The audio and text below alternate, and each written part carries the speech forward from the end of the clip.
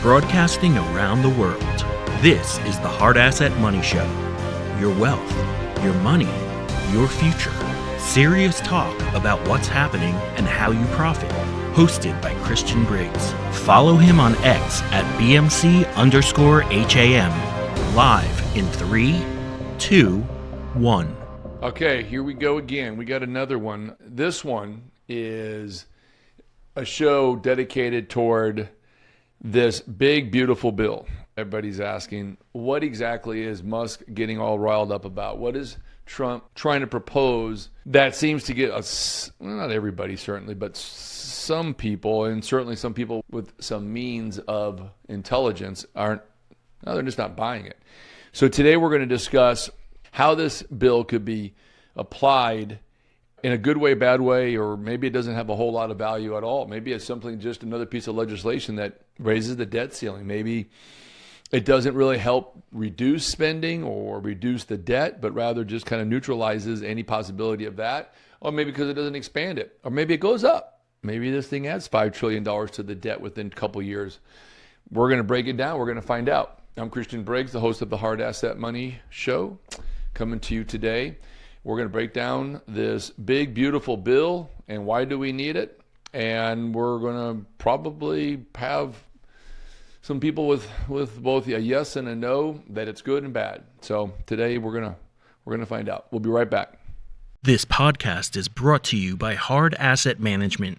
We have the guaranteed lowest prices on all precious metals and rare coins. Call us at 844-426-4653. That's 844-426-4653. Okay, welcome back, everybody. So today, what we're going to be talking about is this bill. The thing that everyone's talking about, everybody knows, the big, beautiful bill that has already passed the House. Trump's allies defending his so-called one big, beautiful bill against opposition from fellow Republicans. The One Big Beautiful Bill is a big first step to provide relief for the American people. Speaker Johnson now urging his Senate colleagues to get on board after the bill narrowly passed the House by just one vote. I want to make sure that I give all fairness to everybody, where I can actually see where Elon Musk is coming from. I can see where the president's coming from. I see where Congress needs to go with it. It really is an interesting bill. Let's kind of break it down. Now, a couple of days ago, when Elon Musk talked about the bill in general, he really wasn't that kind to it. He did call it a fairly significant name. We'll just call it that he wasn't real pleased with the bill. And he said that it's going to increase the federal debt. Well, he's right. It's going to increase it by a lot. And I think people need to realize that we're going to probably have to do this in order to gain some traction. We have to increase the amount that we spend, increase the amount that we're going to lend ourselves, at least certainly go to the debt market, and then try to figure out how to pay it all back. So let's kind of break it down. What exactly is it that's so bad? About a month ago, the House of Representatives passed by one vote, mind you, one vote, because there were some people, I think, that fell asleep and, whatever it is, but it did pass by one vote. And sometimes that's all you need, one vote. The measure would add a minimum of $3.8 trillion to the debt. Now, here's what's funny. When the bill passed, the federal government's debt was about 36.2 and some change. And that was about 6 weeks ago. We're up to almost 37 trillion since then. So, man, we're like they say, drill, baby, drill. Well, let's go debt, baby, debt. Man, we're running up that debt. The Senate has now taken up One Big Beautiful Bill Act, and they're starting to kind of talk about it today and kind of debating on what exactly the merits are. Well, the math doesn't really add up. Budget hawk Senator Rand Paul says there are enough unconvinced Republicans to block its passage. I think there are four of us at this point, and I would be very surprised if the bill at least is not modified in a good direction. I mean, this thing is it's a blockbuster. I mean, it's big. It's a big bill. It's a lot of pages, more than a novel, that's for sure. More like probably a 5-part series if it went to television. 5 separate books within one big one because there's different sections. Let's break down some of the highlights. So if you look at DOGE, the Department of Government Efficiency, they were able to, in theory, now let's just make sure we're careful how we say this. In theory, they were able to make cuts of about $150 billion per year, maybe $200 billion in waste, fraud, or just miscellaneous, just junk spending. Now, this bill does not contain, as of right this second, any of those cuts, doesn't codify those cuts, doesn't make them permanent. In fact, the White House or somebody is sending back over to the House an addendum or amendment for about $9.3 billion, I believe it is, worth of those $150, $200 billion cuts, which 9.3 is better than nothing. But, we're starting to talk in billions here. It's like so much money. It's so much money now. It's like the real person can't even equate to that, but they make it sound like it's $30, and it probably is $30 in the grand scheme. The reason why this bill adds so much debt is that we're still in a complicated deficit spending mode. Now, Trump is working feverishly by doing three things to try to eliminate the deficit spending, or at least minimize it down to something that's a little bit more manageable.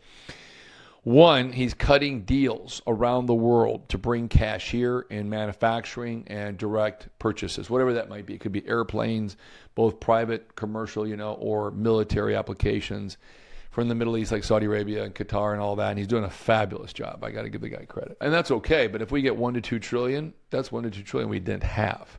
And he's doing an amazing job trying to rustle up some really good, credible alliances, partnerships, trade partners, and all these different variables. So he's doing a good job. And I think we're going to get a couple trillion of that. At the worst case, maybe 3 trillion could probably be a number. If you can count on 20 or 30% of what's been promised as a basement or at least a floor, that's pretty good. If more comes in, great. One of the things that needs to be pointed out in this bill is that it does increase the debt and deficit spending until we get to a point where that manufacturing, or at least the GDP, comes in at a much larger number.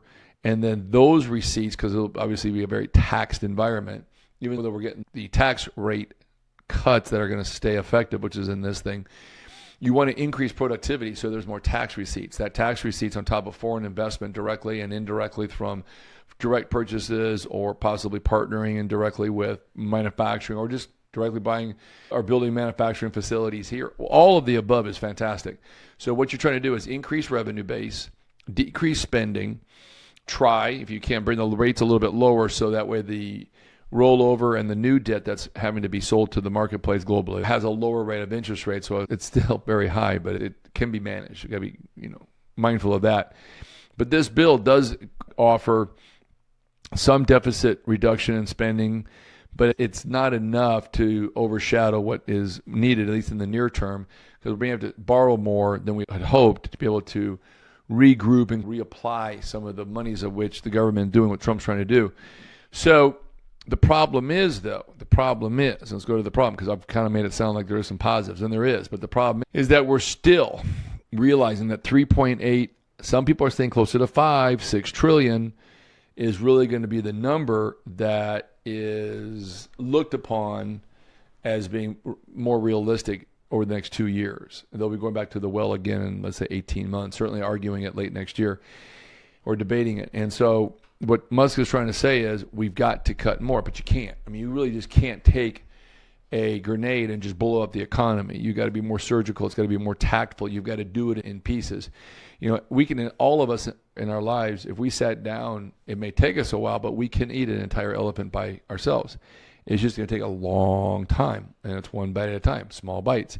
So that's what Trump's trying to do. So it goes back to that 3 things he's accomplishing here, or certainly going in the direction is: 1, bring back a very vital part of the economy, which is manufacturing, have people start buying our goods. In order to do that successfully, he had to go and do the meetings and all of the get-togethers around the world, which, again, was a phenomenal success. And so when you think those things, how do you make it even better? You weaken the dollar. So there is an incentive to manufacture here, because your currency will go farther if our dollar is lower. So that's good. So he's trying to crash the dollar, in my opinion. I think that's what a big part of things are looking at, is crash the dollar a little bit.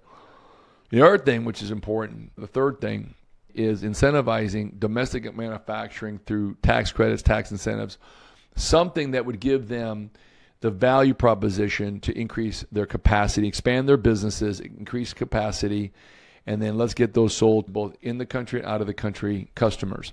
So he's working around the clock. He's betting on the manufacturing increasing domestically through the tax cuts, which is phenomenal. looking at the dollar coming down, which will increase the value proposition for foreigners to come here, manufacture their products here, save the tariffs, and be a part of the society, be a part of the culture. We welcome anybody with a good business plan that adds value. And the first thing, though, is more important in the bill is to keep those tax cuts and do tax credits for incentivizing things and keep people's tax burdens low. Even though Musk is really pissed at the bill, there are some good things. The immigration in this bill is phenomenal. Shut down the illegal part of that. You know, it's that word that some people seem to forget on the left. Immigration. We want 1 million, 2 million people to come here. Pay the dues. Do it the right way.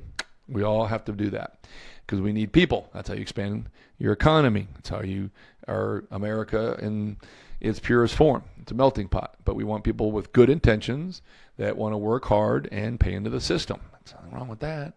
So this bill, it does help, but it's also a gamble. The gamble is manufacturing will increase by the dollar effect going down, which should be pretty much mathematical. That definitely got incentives. But we're also facing a substantial amount of rollover. Now I want to talk about that. But before I do, we're going to take a quick break, but we're going to come back. We're going to talk about the debt that's coming due, and it's a lot. Of the 37 trillion, Lou, I think it's about 7.5 trillion, isn't it? Yeah, Lou said yeah, so that's definitive. So we'll be right back. We're going to talk about how we're going to roll over the debt, and that debt starts rolling over like now this month in June. So we'll be right back. The Hard Asset Money Show will be right back after a word from our sponsor. The Hard Asset Money Show will be right back after a word from our sponsor. Gold has nearly doubled in just 5 years, rising from $1,700 an ounce in 2020 to over $3,300 today. That's a 95% gain, outperforming the market and proving why gold is the ultimate long-term hedge. As global debt soars and currencies weaken, central banks are hoarding gold at record pace. Why aren't you? At Hard Asset Management, we offer award-winning service and fast, secure delivery. Call 844-426-4653 or visit bmcham.com.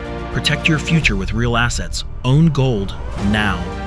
According to PCGS Price Guide, an 1849 $20 grade proof 64 plus was valued at $20 million in November 2021, and today it is worth $25 million, a rise of $5 million in less than 4 years. On April 2024, a 1921 $20 satin strike grade SP58 was valued at $750,000 according to PCGS Price Guide. Today, it is valued at $2.2 million, rising $1,450,000 in that span. Follow on X at BMC_HAM for all news and the latest developments. Welcome back, everybody. Let's talk about the debt. We talked about the big, beautiful, bad to the bone bill that's making its way through the Senate. At least they're chit-chatting about it. And it'll go back to the House to codify about $9.3 billion worth of DOGE cuts, which, hey, it's something. I don't know how much money that is, but it sure sounds like they talk in billions and trillions. It's like, hey, average person's like, huh? You know, it's like, boop. And nobody even cares sometimes because it's like, I can't relate. So I can try to put it to you in layman terms. Here's what it means. We have 7.3 thereabouts trillion of debt coming due. Now, like it starts this month and it's going to start playing out over the next several months. Certainly by the end of the year, like I think it's even more than that. It might end up being like 9 trillion by the end of the year. In the fourth quarter, there's some more coming, 9.5 trillion or something of that nature I heard. And that's a lot. That's like a third of the entire debt coming at these long-term bonds that were sold, God knows when, 10, 20, 30 years ago at much, much, much lower rates. Oh yeah, about 2%, maybe 1.9, 2%. We're facing rollover pricing now at 4.4, 4.3, 4.5. So you do the math. I was paying 2% interest on a loan, whatever it is. Now I'm paying 4.5, 4.25. Okay, that's substantial, especially when a lot of people, and unfortunately I say a lot, I think most people, unless you're paying cash for a property or an asset, let's say, you finance it. And so if you're financing it, you're shopping rates around. And if you're shopping rates around, then you're trying to equate the value of the house that you want so bad to the cost of the house, which is not measured by the actual price of the house, but how much your payment is. That's how we buy houses. That's how we buy cars and boats. And so we think about people going, oh, I got a 2% interest rate for the first 5 years or 10 years. Oh, that sounds great. Like you're going to be able to really buy that thing for probably like almost nothing. 2% is nothing. Yeah, well, now it's 4.5%. And people are like, ooh, because your payment almost doubles. It may actually even double on that, depending upon what you put down and in taxes, insurance, and all that. So it might actually double. All of a sudden, you went from saying, I can afford this payment, I make this much money, to, oh, gee, what do I do? It could be worse. Worse things to be said. Certainly could be thought of if your payment more than doubles, or certainly has a massive amount of escalation. Now, all of a sudden, it's like, wow, so this rollover that's coming due is like that. Like we've been paying 2% or thereabouts on this debt. Next thing you know, you've got 4.5%, 4.25%. So let's say it's $8 trillion and it was 2%. That's a lot. But remember, we're not just paying on that 4.25%, 4.5% now. We're still having to supplement market value to our bonds to get more debt sold, because we spend deficit spending. We spend more than we make. So when going to markets, the market is going to determine the value of that debt. And if they don't like it, they'll spike those interest rates up, or they'll demand higher rates of return on the bonds, on the debt.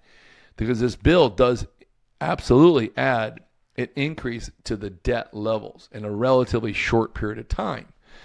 So now we don't just go from about $300 billion a month to market to sell treasuries or to buy back and roll over the existing debt. It's going to be in the trillions of dollars between now and end of the year. Trillions. Not just from the current needs that we did with the $300 billion a month or thereabouts.